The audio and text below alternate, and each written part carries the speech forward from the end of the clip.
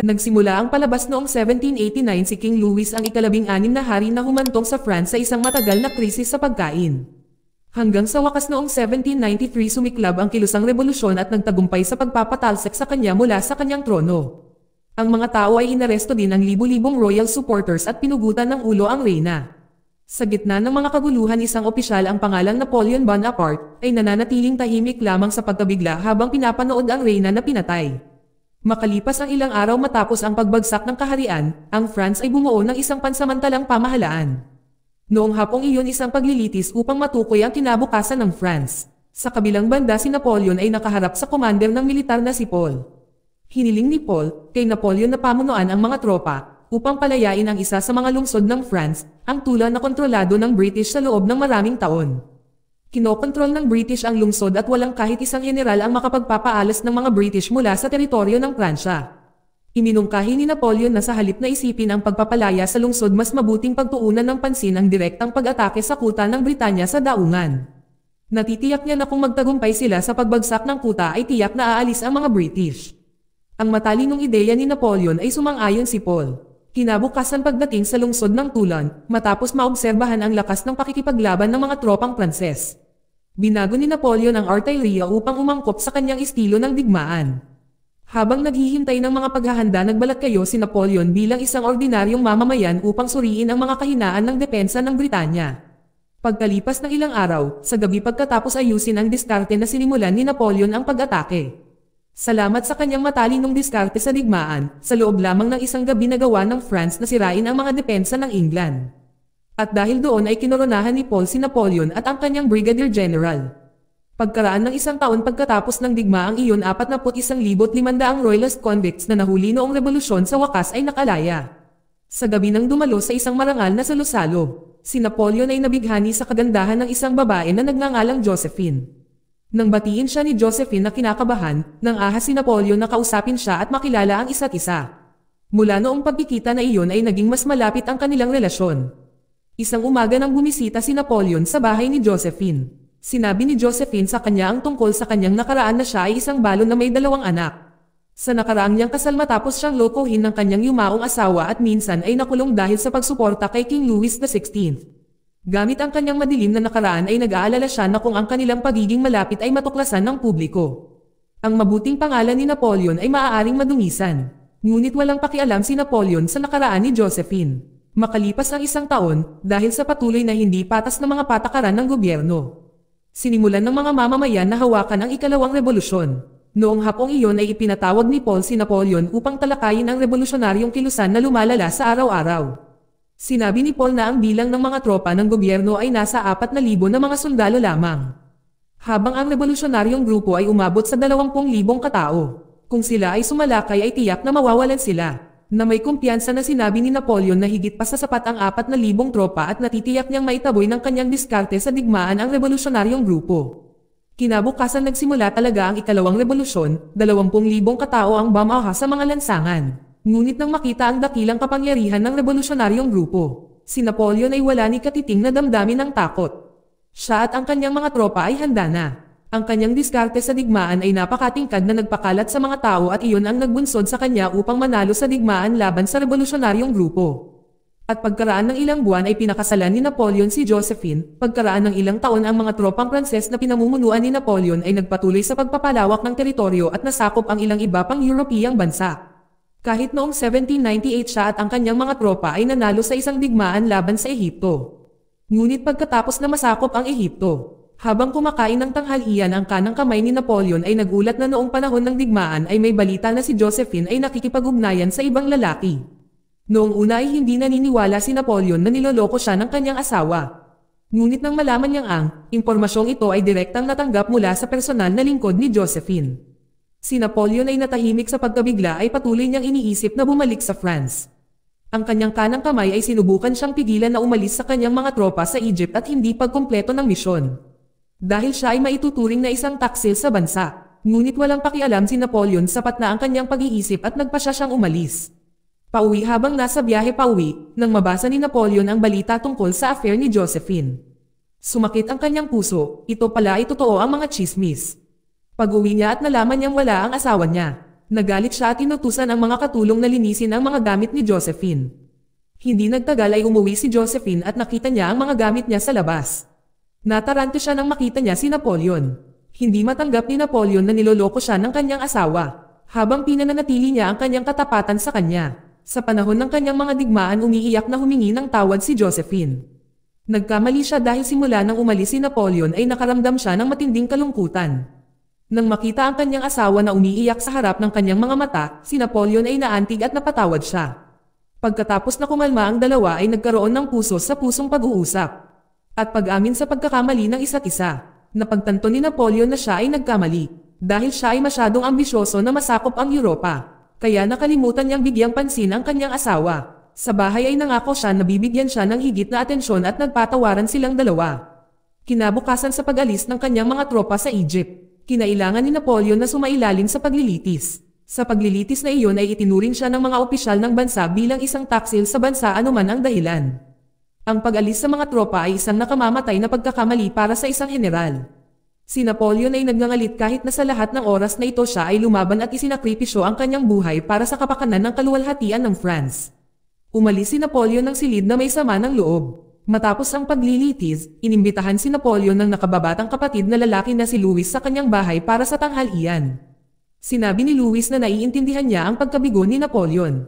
Sinabi rin niya na ang mga opisyal ng gobyerno ay iniisip lamang ang kanilang mga personal na interes at kinuha nila ang maraming pera ng bansa. At kung hahayaan ng masyadong matagal, ang bansang ito ay tiyak na masisira. Si Louis ay nag-imbite kay Napoleon na makipagtulungan upang baguhin ang sistema ng gobyerno sa pamamagitan ng pagsasagawa ng kudeta. Gusto niyang si Napoleon ang maging pinakamataas na may hawak ng kapangyarihan sa France. Natitiyak niya na sa mga kamay ni Napoleon ay tiyak na mas magtatagumpay ang France. Nang marinig ang ideya, ngayon lang napangiti si Napoleon sa isang kasunduan. Pagkaraan ng isang taon, nakumpleto ang paghahanda. Sina Napoleon at Louis ay nagsimula ng isang coup at pinatalsik ang bawat isa sa mga nangungunang opisyal ng gobyerno sa pamamagitan ng puwersa. Si Napoleon pagkatapos ay gumawa ng isang paglilitis at inihayag na mula sa sandaling iyon ay papalitan niya ang pamahalaan at maging ang pinakamataas na pinuno ng France. Hiniling niya sa lahat ng miyembro ng council na sumang-ayon sa kanyang panukala.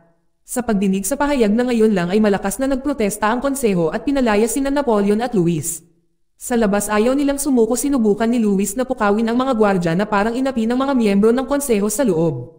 Pareho nilang narinig ang kanyang mga salita ay pumasok ang mga tropa at inaresto ang lahat ng miyembro ng konseho. Ang plano ni Louis ay naging matagumpay, sa wakas ay nagawa niyang dalhin ang konseho at mapaluhod, upang tanggapin si Napoleon bilang kanilang pinakamataas na pinuno. Makalipas ang ilang araw pagkatapos ng opisyal na inaugurasyon, sina Napoleon at Josephine inilipat sa kanilang bagong tirahan, ang French Royal Palace. Nang lumipas ang buwan, isang araw nakita si Napoleon na nakikipag-usap sa royal advisor sa hidwaan sa pagitan ng France at England. Upang tapusin ang hidwaan ay binalak ni Napoleon na magpadala ng liham ng kapayapaan sa England. Ngunit ipinagbawal ito ng tagapayo. Sinabi sa kanya ng kanyang advisor na nakikipag-alyansa ang mga British sa Russia at Austria para sakupin sila. Kaya kung magpadala sila ng liham ng kapayapaan ay tiyak na hindi sila tutugan. Ngunit nanatiling tiwala si Napoleon, ang mahalaga ay sinubukan nila ang kapayapaan at kung ang imbitasyon ay tinanggihan. Sila ay higit pa sa handang makipagdigma laban sa tatlong bansa ng sabay-sabay. Pagkatapos may padala ang liham ng kapayapaan, ang British envoy ay dumating upang maghatid ng tugon mula sa hari. Makalipas ang ilang araw habang pinagtatawanan ang imbitasyon para sa kapayapaan at nagsasabing ang mga British ay hindi kailanman papayag na makipagkapayapaan sa France. Si Napoleon ay nasaktan at nagbabala na hindi siya magdadalawang isip na sirain ang mga ito hanggang sa lupa. Hindi siya natatakot sa kanila sa kanilang sopistikadong artillery ng digmaan. Sa pagdinig sa pagsiklab ng galit ni Napoleon, ang mga British ay hindi natakot at natawa pa. Noong hapon sinabi ng Ministry ng Foreign Affairs na minamaliit sila ng British envoy dahil ang posisyon ni Napoleon ay ang pinakamataas na pinuno ng bansa at hindi isang hari. Ang iminungkahi niya na mas mabuti para kay Napoleon na baguhin ang kanyang posisyon bilang emperador. Sa paraang ito walang bansang maglalakas loob na maliitin siya. Ang pagdinig sa mungkahing iyon ay pumayag si Napoleon. Makalipas ang 5 taon matapos dumaan sa mahabang proseso na koronahan sa wakas si Napoleon bilang bagong emperador ng France. Gayunpaman dahil wala pa rin siyang anak, ang Minister of Foreign Affairs ay iminungkahi na hiwalayan si Josephine. Para sa isang emperador na nagmana sa trono ay isang simbolo ng lakas ng bansa. Kung walang kahalili sa trono ay makikita ng ibang bansa na mahina ang sistema ng France at dahil hindi ito magtatagal. Tahimik lang si Napoleon na nagmumuni-muni. Sa gabi habang naghahapunan kasama si Josephine, si Napoleon ay patuloy na nagsasalita tungkol sa pagkakaroon ng isang sanggol. Nagbanta pa siya na kung hindi siya mabuntis wala siyang ibang pagpipilian kundi hiwalayan siya. Nang marinig ang mga salita ng kanyang asawa, nasaktan ang damdamin ni Josephine, umalis siya sa hapagkainan.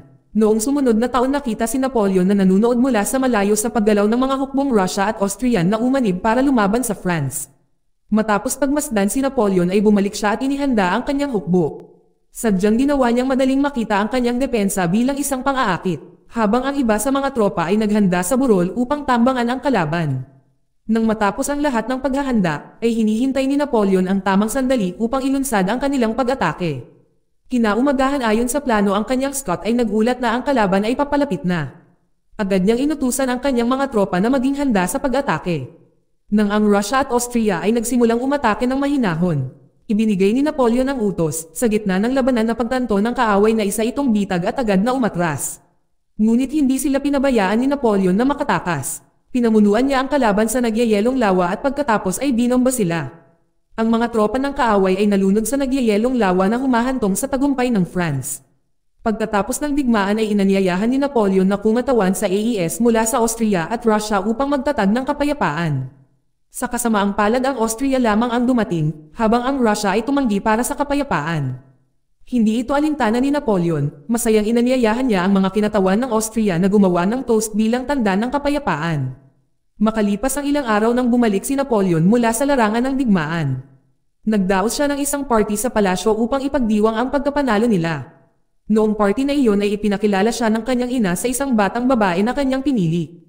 Dahil palagi siyang napipilitin, dahil wala siyang anak, sinunod ni Napoleon ang gusto ng kanyang ina. Isang linggo ang lumipas, isang gabi sa isang party na inihayag ng kanyang ina, ang babae ang pinili niya ay buntis sa anak ni Napoleon. Nang narinig ang balita na tahimik si Napoleon sa isang dilema habang nakatingin kay Josephine. Dahil hindi niya alam kung ano ang gagawin. Kinabukasan humingi siya ng payo sa royal advisor, noong una ay nagplano si Napoleon ng kasinungalingan sa publiko sa pamamagitan ng paggawa ng kwento na parang anak ni Josephine ang kanyang illegitimate na anak. Ngunit hindi pumayag ang advisor. Dahil sa paglipas ng panahon ay tiyak na malalantad ang kasinungalingan at sa huli ay maging kahihiyan ang bansa. Mas mabuting hiwalayan ni Napoleon si Josephine, kahit na masama ang tunog nito. Ang desisyon na ito ay makakabuti sa France. Sa gabi, nagtapat si Napoleon kay Josephine tungkol sa problema ng kanyang illegitimate child. Ayon sa payo ng advisor na may mabigat na loob ay pareho silang pinilit na naghiwalay. Kahit masakit ang kanyang puso ay wala nang nagawa si Josephine. Sa sumunod na pangyayari, isang araw sa simbahan sa harap ng mga opisyal ng bansa. Opisyal na nagdiborsyo sina Napoleon at Josephine. Makalipas ang 2 taon pagkatapos ng mahabang proseso ng negosasyon. Sa wakas ay nagtagumpay si Napoleon sa pagtatatag ng isang kasunduan sa kapayapaan sa Russia. Hindi lamang ang kapayapaan ng France at Russia ay nagtatag din siya ng isang alyansa upang labanan ang British. Dahil sa wala pa siyang asawa, para sa kapakanan ng kanyang ambisyon na dominahin ang Europa, ay umabot pa si Napoleon na pakasalan ang prinsesa ng Austrian Kingdom upang mas lalong tumibay ang ugnayan ng dalawang bansa. 9 na buwan pagkatapos ng kasal ay biniyayaan si Napoleon ng isang anak na lalaki. Habang lumilipas ang mga taon sa kasamaang palad hindi naging maayos ang lahat. Ang Russia na lumagda sa isang kasunduan sa kapayapaan ay biglang nagtaksil. At piniling makipag-alyansa sa mga British. Nagalit sa pagtataksil ng Russia, noong umaga na pinamunuan ni Napoleon ang pinagsamang tropa ng France, Austria, Italy, Germany at Poland upang salakayin ang Russia. Ang unang pag-atake ay matagumpay, ang pagsalakay ng Russian ay nagpatuloy sa teritoryo hanggang sa makarating sila sa kabisera ng Russia sa Moscow. Ngunit nalito si Napoleon kung bakit walang tao ang kanyang lungsod. Nang pumasok siya sa palasyo na dismaya si Napoleon sa emperador ng Russia na umalis. Noong gabing iyon ay nabigla si Napoleon nang biglang sinunog ang lungsod ng Moscow ng mga sundalong Russia na nananatili sa saloobin ng Russia sa pagpili na sunugin ang kanyang lungsod. Sa halip na sumuko ay napuno ng galit si Napoleon. Pagkatapos ay inutusan niya ang kanyang mga tropa na ipagpatuloy ang susunod na pag-atake sa lungsod ng St. Petersburg. Nang marinig ang utos na ito ang isa sa mga opisyal ay nagbabala na ang pag-atake sa St. Petersburg ay magiging napakahirap. Dahil kailangan nilang dumaan sa matinding lamig. Nag-aalala siya na baka hindi makalusot ang mga tropa sa pagod. Ngunit iginiit pa rin ni Napoleon na nanumpa siya na pagsisisihan ng emperador ng Russia ang kanyang desisyon. Ngunit bilang resulta ng kanyang ambisyon sa paglalakbay ay maraming sundalo ang namatay na walang kabuluhan. Dahil lamang sa matinding panahon, napilitang umatras si Napoleon. Makalipas ang ilang araw matapos bumalik sa France. Dahil sa kanyang padalos-dalos na desisyon na nagresulta sa maraming casualty na kinailangan ni Napoleon sumailalim sa paglilitis. Sa 600,000 sundalo na dinala sa Russia ay 40,000 na sundalo lamang ang natitira. Batay sa mga resulta ng mga deliberasyon na sumang-ayon ang buong konseho na tanggalin si Napoleon sa titulong emperador at hatulan siya ng exile. Si Napoleon ay ipapatapon sa isang liblib na isla na tinatawag na Elba Isla. Sa pag-aalaga sa desisyon ng konseho para sa ikabubuti ng France, si Napoleon ay handang sumuko. Sa panahon ng kanyang pagka-exile, napag-isip-isip ni Napoleon ang lahat ng kanyang mga kasalanan. Napagtanto niya na sa lahat ng oras na ito ang kanyang ambisyon na mangibabaw sa mundo ay labis. At maraming biktima ang nahulog dahil sa kanyang ambisyon. Hanggang sa wakas pagkatapos ng 300 araw, ay determinado si Napoleon na tubusan ang kanyang mga pagkakamali. Lihim siyang sumakay ng barko mula sa isla. Pagdating sa France agad pumunta si Napoleon sa bahay ni Josephine. Ngunit sa daan, dahil ang kanyang pagbabalik ay itinuring na labag sa batas, si Napoleon ay hinarang ng mga tropang Pranses. Nang makita niyang nakaharang ang kanyang mga dating tropa sa kanyang daanan, sinubukan ni Napoleon na kumbensihin sila na determinado siyang umuwi upang ibalik ang France sa kaluwalhatian at nangakong hindi niya bibigwin ang mga ito. Nang marinig nila ito, ang lahat ng mga tropa ay agad na hinawakan at pinalakpakan siya para suportahan ang pinunong inaasam-asam. Nang dumating si Napoleon sa bahay ni Josephine, nalaman niyang namatay si Josephine isang buwan na ang nakararaan. Nagulat si Napoleon sa narinig niya, umiiyak na lang siya dahil wala siyang oras para humingi ng tawad. Ilang buwan na ang nakalipas, nagtagumpay si Napoleon sa pamumuno ng isang coup at kinuha muli ang kontrol ng France. Ang mga kaaway na bansa ay nagsimulang magpanik upang maalis si Napoleon. Ang British ay nagsagawa ng emergency meeting sa Austria at Russia. Pagkatapos ng mahabang talakayan, ang mga opisyal ng estado ay sumang-ayon na magtulungan laban sa France. Kinabukasan sa France, matapos marinig ang tawag para sa digmaan mula sa British, Russian, at Austria, si Napoleon ay agad na nagtakda ng isang diskarte upang labanan ang pinagsamang puwersa ng kaaway. Naiiba mula noong siya ay ipinatapon ang dahil ang tatlong bansa ay napakahirap harapin. Upang manalo ay pigilan silang magkaisa sa larangan ng digmaan. Binalak ni Napoleon na wasakin ang mga tropang British sa lalong madaling panahon bago sumama ang mga tropang Russia at Austrian. Makalipas ang isang buwan, dumating ang araw ng digmaan. Noong hapong iyon, sa gitna ng malakas na ulan, sinuri ni Napoleon ang depensa ng British habang naghihintay na huminto ang ulan. Samantala, sa kabilang panig, inutusan ng general ng Britanya ang kanyang mga tropa na manatili hanggat maaari hanggang sa dumating ang mga reinforcement mula sa Russia at Austria. Nang huminto ang ulan, iniulat ng mga scout na nakita ang mga tropang Russia at Austrian sa 19 na kilometro. Pagkarinig ay nagmamadaling inutusan ni Napoleon ang kanyang mga tropa na maghanda sa kani-kanilang mga posisyon. Si Napoleon pagkatapos ay nagsimulang magbigay ng utos na magpaputok ng mga kanyan. Sa gitna ng labanan, ang mga sundalong scout ay nagulat na ang mga Russian at Austrian reinforcements ay papalapit na. Natarante si Napoleon, wala siyang gaanong oras para talunin ang mga British. Pagkatapos ay inutusan niya ang lahat ng cavalry na sumulong sa pag-atake. Nang hindi inaasahan, ang depensa ng Britanya ay napakalakas. Nagsimulang mag-alinlangan si Napoleon, ang kanilang tanging pagpipilian ay ang magpatuloy sa pagsulong o pag-atras. Pagkatapos magtipon ng lakas ng loob, nagpasya si Napoleon na lumaban hanggang sa huling patak ng dugo. Ngunit kahit na ang France ay umatake ng malakas, hanggat maaari ay hindi pa rin nila masira ang depensa ng Britanya. Hanggang sa tuluyang dumating ang mga Russian at Austrian reinforcements sa larangan ng digmaan at pinalibutan ang France. Nang makita ang lakas ng kalaban, napilitan si Napoleon na umatras at umalis sa larangan ng digmaan. Ang digmaan ay nagdagdag ng panibagong pagkatalo para sa France. Makalipas ang ilang araw ay nahuli si Napoleon at ginawang bilanggo ng digmaan sa isang barko. Habang siya ay nanananghalian ay lumapit ang general ng Britanya at ipinaalam sa kanya na ang British, Austria at Russia ay pumayag na ipatapon si Napoleon sa isang liblib na isla malapit sa Africa na pinangalan ng St. Helena Island.